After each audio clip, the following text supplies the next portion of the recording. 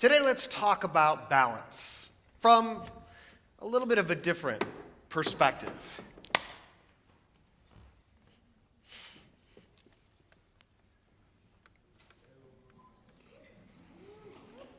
Yeah. You should see it from this side. Life balance is a concept that is intriguing and desirable and also completely unrealistic. I mean, even now, look up here, and you'll see I'm not balanced. I'm constantly making adjustments and corrections to protect myself on this precarious platform, and after all this work, after all this effort, I haven't really gone anywhere. I'm still in the same place. You see, folks, we're engaged in the art, the process of balancing throughout our life, which is making those adjustments, making decisions, making corrections over time, responding to opportunities and challenges. But balance is something you never attain, and yet you've been told that this is the ultimate goal, the ultimate purpose, to achieve life balance. I Googled life balance this morning, and there were 367 million results. Think of that. 367 million ideas or observations or opinions on how you can attain the unattainable. And so we beat ourselves up in pursuit of this idea of balance, thinking that if we work hard enough or smart enough or long enough, that we can get to this moment where it all evens out. And I'm here to tell you it isn't going to happen. You will never achieve perfect balance. And along the way, we beat ourselves up with the guilt, and we restrict our opportunities. And the pursuit of balance, I think, actually is a negative impact on our lives. So I want to liberate you from that today with a new philosophy, a new approach. And I encourage you not to live your lives on balance, but rather off balance on purpose. Off balance on purpose. Because off balance is your reality. That's a good thing. You have to be off balance in order to learn, in order to grow, in order to love or serve others or improve yourself in any meaningful way. The question is, are you off balance in response to your world? Or are you off balance on purpose? Deliberate, intentional, and connected to a sense of meaning, purpose, mission that you bring to what you do every single day. I mean, that's what causes change. For yourself, for your family, your community, for your world. Purpose. The greatest organizations and the most effective individuals are those that have learned to harness the power of purpose and leverage that for amazing results.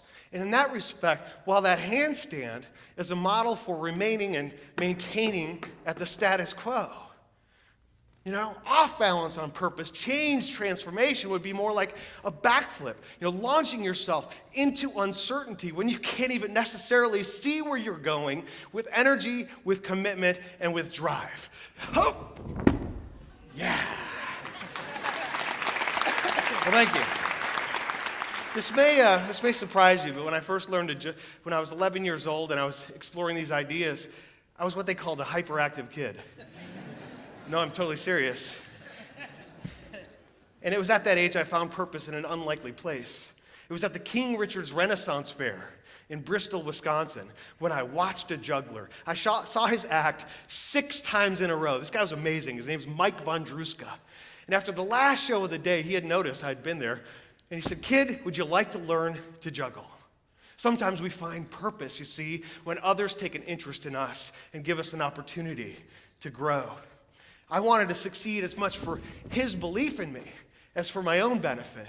And when I engaged the process, I loved it. I remember that moment when it finally clicked in with 3 balls. It felt amazing. But almost immediately, a new question came to mind. What was that? Of course, well, how do I do 4? I am obviously so ready. So I got the 4th ball, and I tried it, but I tried it the same way I knew how to do 3. They collided. They hit the ground. It was a disaster. And I went back to my mentor, frustrated, the next weekend, and I said, "Mike, what's going on?" He said, "Dan, listen, when you add the 4th ball, you need to learn a new pattern." You see, throughout life, we engage patterns of thinking, patterns of action, patterns of interaction with others. We experiment, we find what works, and then we protect it, we defend it, against everything else. And you know what? If we want to grow beyond our abilities, we have to transcend our current patterns. What Mike showed me is that when the balls cross with 3 balls, it's not the same with 4. With even numbers, you hold them a little longer. It's actually 2 on that side, 2 on this side. The basic patterns with even numbers do not cross your body, of course, unless you're doing some kind of fancy tricks or maneuvers, but the basic patterns stay on the same side. And when he showed me that, just like you, I went, oh, that's really cool. And I went home armed with this new knowledge, and I tried it again, and this time, it still didn't work. Now, I hadn't practiced it enough to make it my own. I hadn't worked hard enough and dropped enough and picked up those drops to confirm my commitment. But a funny thing happened. As I continued to struggle, as I continued to put forth the effort with 4, I started to notice something unexpected. My 3-ball juggling was getting really, really good. Truth is, I never really got the hang of 4 until I tried 5. If you think what you're doing now is difficult, it's time to try something harder. You must be off balance in order to learn. Now, 5 balls goes back to a crossing pattern. Check it out. So instead of having 1 in the air at all times, there's 3 in the air at all times. But what jugglers know and what neuroscientists understand about the human mind is that we don't truly multitask. We can't do it all at once. We handle one thing at a time quickly and perform what's called the quick switch between our thoughts and our objectives. For example, when one of these balls is out of my hand, it's also out of my what? Yeah, it's out of my control. It's doing its own thing. I need to disengage that one and engage a new target above my other hand. And the key is this. No matter how much is going on, 5 balls or 7, there's still space between the throws and catches. Space between your throws and catches, your thoughts and your actions. Right? Or what you were doing and what you are doing next, or what you hear and how you choose to respond. And it's in those spaces that we reclaim control of our lives. It's not about increasing your pace, because life speeds right up with you. Ironically, by slowing down even a little, you begin to notice those spaces, those opportunities, and they expand for you. Here's the 5-ball pattern. And as you look up here and you see the 5 balls in the air, what I want to know from all of you is this. Can you see that pattern? Can you see what it looks like? Can you imagine it? Can you? Yeah? Some of you. Not too many, though. So you know what? This is TED.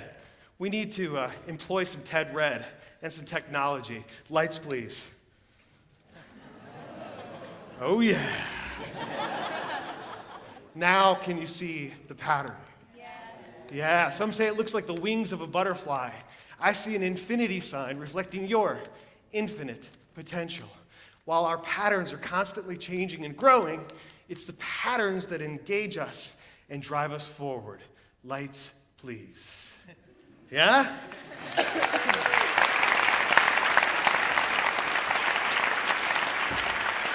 So why do I tell you this? Well, here's why.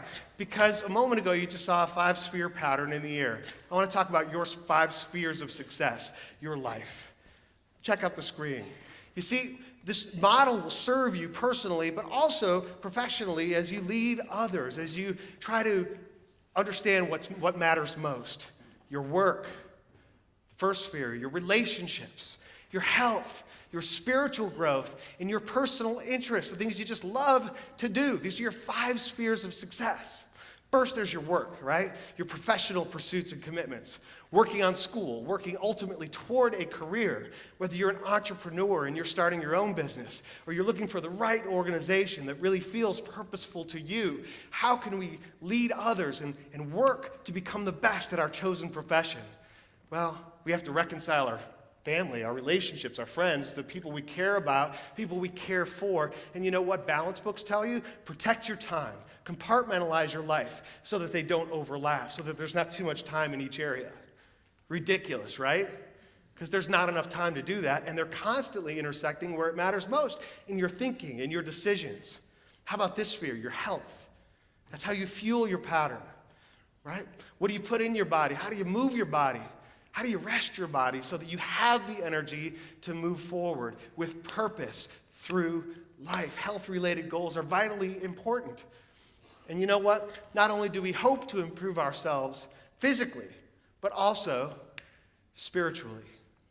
And while this means different things to different people, depending on your own beliefs, your practices, your spiritual principles, for some it means just getting active, getting involved in community outreach or philanthropy. Well, the key is, if you want to live a life on purpose, you need to know what that is and live in congruence with your spiritual purpose and seek to know something larger than you. The fifth sphere is this one here. I mentioned it earlier, your personal interests, your hobbies, your joys, your passions, the things you just love because they make you you. They make you unique. These are the 5 spheres. And as you can see, they're always interacting in this model. I want you to remember this. I want you to think about this, because the pattern that's created by the way they move together is an infinity sign, reflecting your infinite potential. You'll never, reach your full capacity to learn. You never reach your full potential, because you can always know more in each of these areas. And there's an infinite way that you can define your life. For each one of us, we can live a life that's extraordinary and unique and full of passion and service to others. But yet, if you were to freeze frame it at any one moment like this, it doesn't look balanced at all. No, there's some things in your hands, other things totally out of your reach, and that's okay, because it's still connected to you. It's your pattern. And more importantly, they're connected to one another. And this is the key. This is what I believe, is if we construct our life from the inside out with these lifelines, like this. If I were to draw a lifeline from work to relationships, that implies the question, well, how do you connect those? What would that look like? We work to provide for the people we care about. We go back to our relationships to get this juice to bring back into work. And in the flow of life, there's times when it makes sense and it's close together, and other times it's totally stretched to the limit. Like for me in my life, as a professional speaker and author, I'm on the road a lot. I have 2 kids. My son Eddie is 14. My daughter Maggie is 10. So there's a lot of time that I'm away. But throughout their life, we've strengthened that lifeline by bringing them with us, on different experiences, by talking about my clients and my audiences, what I'm learning along the way. And see, when I bring them along on a trip and involve them in the show in some way, they're growing and they're connected. And also that way, all their travel, clothing, and food is tax deductible. So how can you, or how can your organization find ways to capitalize on this, to incorporate family into this concept of work? Right? So that it becomes a purposeful pursuit. In total, there are 10 lifelines. How about your work and your health? Does your work support your desire to be healthy or challenge it in some way? And if so, what are you going to do about that? Hey, the greatest organizations understand the power of wellness, the power of fitness initiatives and challenges. How about work and spiritual growth? Right? Are you practicing your spiritual principles in the context of going to school or going to your job? Because that's what it's all about. And also bringing that corporate philosophy of philanthropy. Interests, working in a career that interests you, right? Or bringing your personal interest into the workplace. Relationships that share your desire to be healthy, grow spiritually, and you share your interests with the people you care about too. You see, it's all connected. You can get healthy, you can grow spiritually while you do things you love to do. This is why I go mountain unicycling as my workout routine.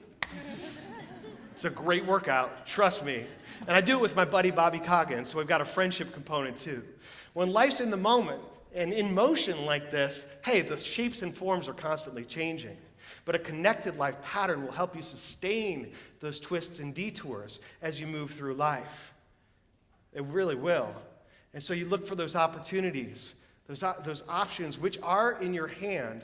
The possibilities are truly infinite. And again, the greatest organizations that get ranked among the best places to work are those that look at this and say, how can we create an environment where people don't feel like they are choosing between life and work? It's not either or, it's all of the above. To take this to another level, I have my son Eddie with me today. How you doing, son? Tax deductible. Stand here, buddy. All right. We're going to go up another notch to the top. Now, thank you. When I first tried one of these, I learned a lot about balance extremely quickly. First of all, I tried it like this. I thought I'd be closer to the ground just to be careful. But what I realized is if you focus on the ground, that's where you go immediately.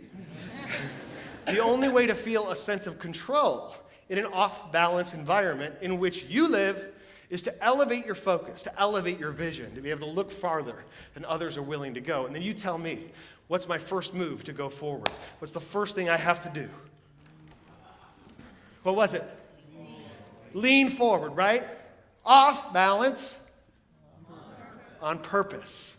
What you do on a 6-foot unicycle is you lean forward, you start falling toward your face, and then you chase your body with the unicycle, so hopefully you don't get to your face. It's scary, all right? It makes you a little uncomfortable. But here's the deal. If you limit yourself to what's comfortable, you deny yourself what's possible. If you're unwilling to lean into the uncertainty, if you're apprehensive about change and growth, you may start going backward. Or maybe I'll just stay where I am because I'm already successful, I'm already good. I don't want to get too good too quickly. They couldn't handle me out there. This is called idling. Idling, right? Because you're not standing still. You're going forward and backward to protect yourself. We want to lean forward into those changes, accept those new risks and responsibilities. Come on out here, Eddie. Accepting risks and responsibilities, even though they may be daunting. These are very real, folks. I have just upped my stakes, and what I'm telling you is I've upped my stakes, so up yours. Up your stakes. Up your purpose, because you need purpose to engage in something you perceive to be a little bit risky, a little bit of a stretch. Here the goal isn't just to make a catch, but more specifically, to catch the handle. They're all unique. This one has double blades, and this one's heavy. You know what, my friends? I think we all can reach beyond our current levels of excellence. But in order to do that, you don't have to be balanced. You don't protect yourself against those opportunities. You embrace them. Embrace uncertainty with clear objectives, with clear targets, realizing it's just one thing at a time, just one moment. So be present where you are. And yet, you need to let go of the idea of balance and grab onto living off balance on purpose.